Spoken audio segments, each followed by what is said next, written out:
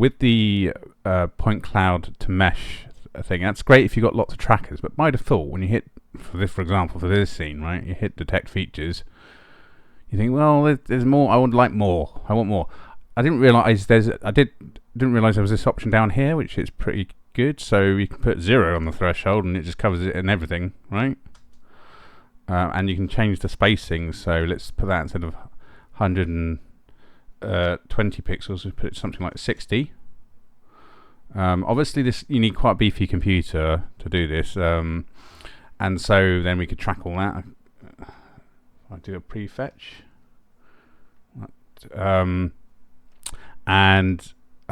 so yeah, something else I discovered as well was once you've got a solve, so let's do a track. This is obviously going to take a little bit longer than it might do normally.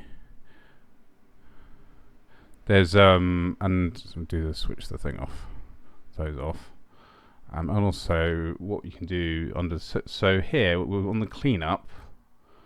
There's clean tracks, and if you use, initially I start off quite high, but you can see that it's getting a lot of the dodgy tracks.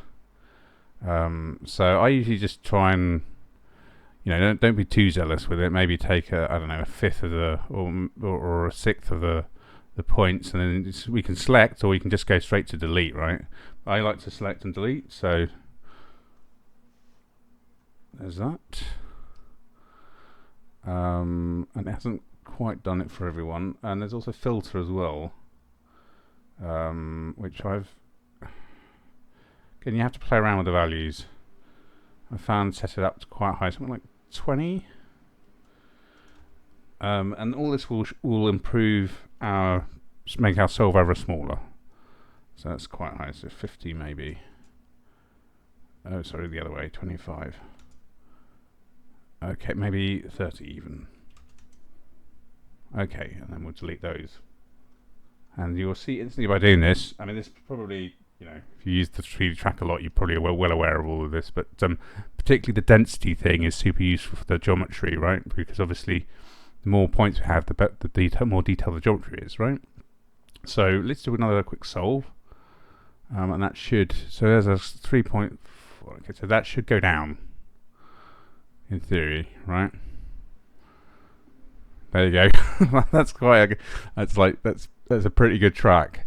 I mean, you might do the normal thing of put more at the end, track backwards, put some in the middle, track forwards and backwards, but that's pretty good. And just to show you how well how obviously having the extra detail will give us a more detailed model, right?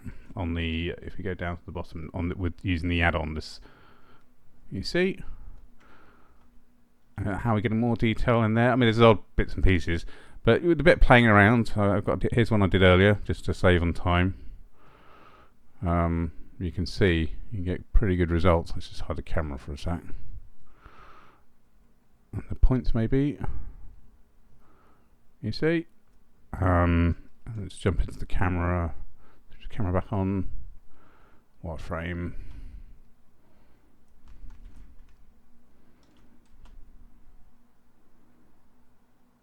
So yeah, I did try the photogrammetry thing, but I was having issues, so I thought, oh, let's see how we can increase the density of the tracking. So that's it. Just a quick one. I shall stop the video.